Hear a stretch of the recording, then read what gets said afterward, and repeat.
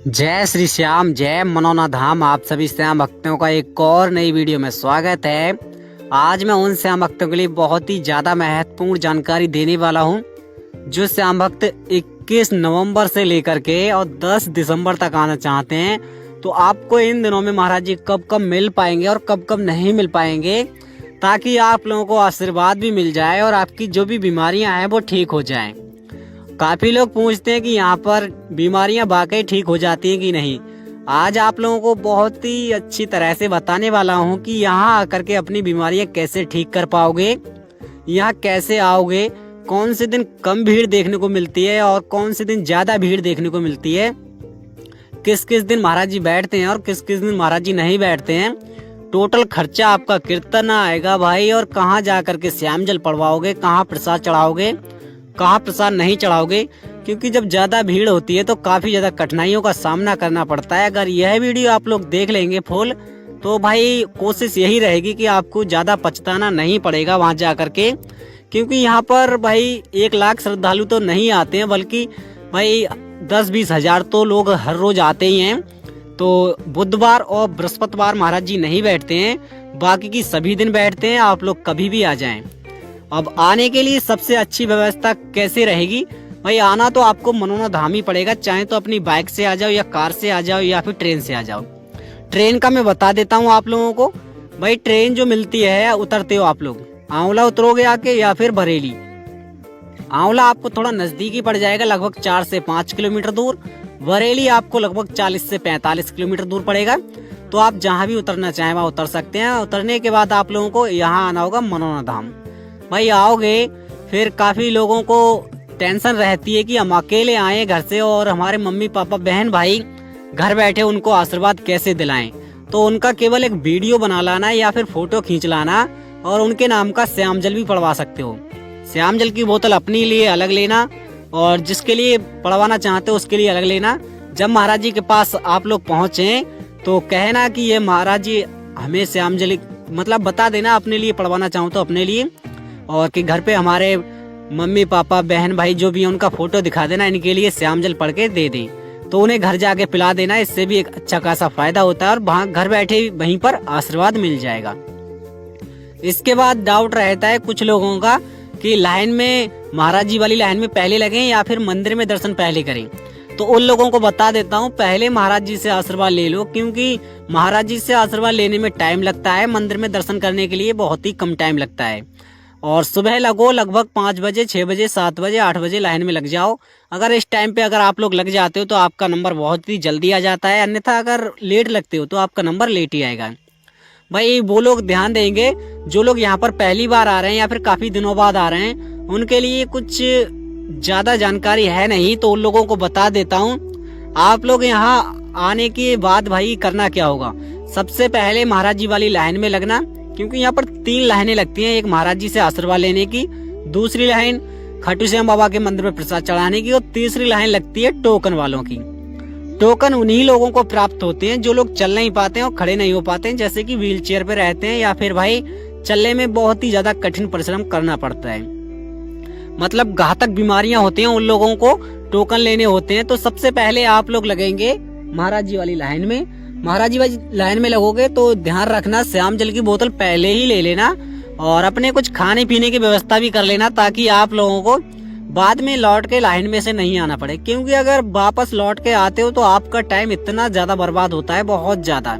तो ध्यान रखना भाई, लाइन में से वापस मत आना, क्योंकि काफी ज्यादा टाइम की बर्बादी आपकी ही होगी। पहले से खाने के लिए व्यवस्था कर लेना, अपने पीने का पानी भी ले जाना और श्याम जल की बोतल ले जाना। श्याम जल की बोतल 20 रुपए की है मात्र, चाहे 1 ले जाओ या फिर 2 ले जाओ, 3 ले जाओ। काफी लोगों को डाउट रहता है कि महाराज जी के पास जाकर के क्या करना होगा। केवल आप जाएंगे वहां, महाराज जी आपको आशीर्वाद देंगे। बीमारियां आपको खुद ही बतानी पड़ेंगी, जो भी आपको बीमारियां हैं, दिक्कतें या परेशानियां हैं, देखो बता जरूर देना महाराज जी को, ताकि आप लोगों की जो भी बीमारियां हैं, परेशानियां दूर हो जाती हैं। क्या होता है, कुछ लोग जब महाराज जी को अपनी बीमारियां परेशानियां नहीं बताते हैं तो उनकी बीमारियां दूर नहीं हो पाती है किसी कारण। काफी लोग कहते हैं कि यहाँ पर फायदा कितने दिनों में हो जाता है। अक्सर कुछ लोगों को भाई 1 दिन में फायदा हो जाता है, 2 दिन में भी फायदा हो जाता है, काफी लोगों को महीनों लग जाते हैं फायदे होने में। काफी लोगों को एक बार में ही फायदा हो जाता है, काफी लोग 2 बार आते हैं, 3 बार आते हैं, ऐसे आते रहते हैं और उनको फायदा हो जाता है। तो यहाँ से हारना मत। अगर एक बार में फायदा ना हो तो दूसरी बार आकर के देख लेना, तीसरी बार आकर के देख लेना। बाकी की इसके बाद आप लोग प्रसाद कैसे चढ़ाएंगे, अर्जी कैसे लगाएंगे, कहाँ कहाँ आपका प्रसाद चढ़ेगा और कहाँ का प्रसाद नहीं चढ़ेगा, वो आप लोग ध्यान से सुन लें। आप लोगों को सबसे पहले महाराज जी से आशीर्वाद लेने के बाद निकल आना है लाइन में से, मतलब अंदर मंदिर में से बाहर निकल आओगे तब देखना है कि भाई हमारा पास टाइम बचा है कि नहीं। टाइम जब बचे तो खाटू श्याम बाबा के जो मंदिर में प्रसाद चढ़ता है वो भाई सुबह सुबह के लिए बहुत ज्यादा भीड़ रहती है। फिर उसके बाद में बिल्कुल भीड़ नहीं रहती मंदिर में। आप लोग प्रसाद लें, अगर प्रसाद चढ़ाना चाहते हो तो प्रसाद चढ़ा सकते हो, अन्यथा भाई खाटू श्याम बाबा के दर्शन करना चाहते हो और आशीर्वाद लेना चाहते हो तो भाई ऐसे ही भी जा सकते हो। बाकी की जो लोग अर्जी लगाना चाहते हो, प्रसाद चढ़ाना चाहते हो तो उसी एक लाइन में लगा जाता है, खाटू श्याम बाबा की लाइन में। जो आप लोग लगेंगे लाइन में तो प्रसाद 51 रुपए का बच्चे के लिए मिलता है, बड़े व्यक्तियों के लिए 101 रुपए का प्रसाद मिलता है। प्रसाद लेकर के आप लोग चले जाना लाइन में।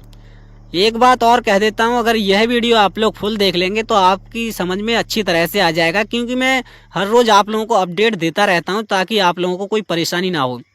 अक्सर मैंने देखा है यहाँ पर लोग इतने ज्यादा भाई परेशानियों में आते हैं, वैसे भाई उन्हें बहुत ज्यादा बीमारियां होती हैं और यहाँ आके काफी ज्यादा दर बदर की ठोकरें खानी होती हैं। तो वो लोग भाई ध्यान दें कि आकर के यहाँ आपको किसी से ज्यादा पूछताछ की कोई जरूरत ही नहीं पड़ेगी। केवल 1-2 लोग से पूछ लेना कि महाराज जी वाली लाइन कहाँ है, मतलब जिस भी लाइन में लगना चाहो उस लाइन का पूछ लेना। श्याम जल की दुकान यह देख लो भाई, जस्ट मंदिर के बराबर में जल भी ले सकते हो। और बाकी की यहाँ प्रसाद चढ़ाने के बता रहा था मैं, प्रसाद कैसे चढ़ाओगे तो लाइन में लग जाना। आपका नंबर अगर ज्यादा भीड़ रहती है तो लगभग 2 घंटे में नंबर आता है, और बहुत कम भीड़ रहती है तो लगभग आपका 10 से 15 मिनट में नंबर आ जाता है। आपको जाना होता है बड़े मंदिर में, बड़े मंदिर में आपका प्रसाद चढ़ता है, वहाँ पर अर्जी भी चढ़ा सकते हो। उसके बाद उस मंदिर में दर्शन करने के बाद आप लोग निकल आएंगे बाहर। मंदिर के जस्ट नीचे फिर एक लाइन लगती है, वो जाती है भाई छोटे मंदिर में, जहाँ पर आपको मोर की छड़ी से आशीर्वाद मिलता है। बाकी की आप लोग उस मंदिर के बाद आशीर्वाद मिलने के बाद बाहर निकल आते हैं, आपका प्रोसेस फुल कंप्लीट हो जाता है। अब इसके बाद आप लोगों को रहना कहाँ है, खाना कहाँ खाना है, क्योंकि कुछ लोगों का नंबर एक दिन में नहीं आ पाता है तो रुकने की व्यवस्था सभी को होनी चाहिए। आपको बहुत ही अच्छी रुकने की व्यवस्था फ्री में और खाने की व्यवस्था सस्ते में बता देता हूँ आप लोगों को, क्योंकि काफी लोगों के पास अच्छा खासा बजट नहीं होता है। ज्यादातर लोग वैसे भाई परेशान होते हैं और पैसा उनके पास ज्यादा नहीं होता है। तो आप लोग जिन दुकानों पे से प्रसाद लेंगे उन्हीं दुकानों पे रुकने की व्यवस्था फ्री में मिलेगी। जस्ट भाई नीले कलर की आपको दुकानें दिखाई दे रही होंगी झंडियां लगी हुई, उन्हीं दुकानों पे बाहर की तरफ प्रसाद बढ़ता है और पीछे की तरफ रहने की व्यवस्था होती है, और इन पे कोई रुपया पैसा नहीं जाता है, आप लोग रुक सकते हैं। अब इसके बाद आप लोग जो महाराज जी ने टीन सेट बनवाए हैं उनमें भी रात बिता सकते हो। उनमें तो भाई कोई रुपया पैसा नहीं जाएगा, ना ही तो आपको प्रसाद लेना होता है, नहीं कुछ, केवल आपको रुकना ही रुकना होता है रात में। अब इसके बाद नंबर आता है खाने का। खाने की बात बता देता हूँ आप लोगों को, लगभग 60 रुपए से लेकर के और 150 रुपए 150 रुपए तक खाना मिलेगा आप लोगों को, VIP खाना भाई। 101% शुद्ध शाकाहारी भोजन, स्वादिष्ट खाना और बहुत ही अच्छा, जैसा भाई आप घर पे खाते हो वैसा ही मिलेगा। तवे की रोटी मिल सकती है, यहाँ पर तंदूर कह सकते हो। काफी ज्यादा शुद्ध शाकाहारी खाना मिलता है, बहुत ही अच्छा। पनीर खा लो या फिर आलू छोले, जो भी खाना चाहो वो खा सकते हो। दाल की प्लेट होती है वो सबसे सस्ती रहती है। बाकी की आप लोग अंदाजा लगा सकते हैं यहाँ का जो खर्चा रहता है वो एक व्यक्ति का नॉर्मल सा खर्चा 24 घंटे का भाई 200-300 रुपए का खर्चा आएगा, इससे ज्यादा का नहीं आएगा।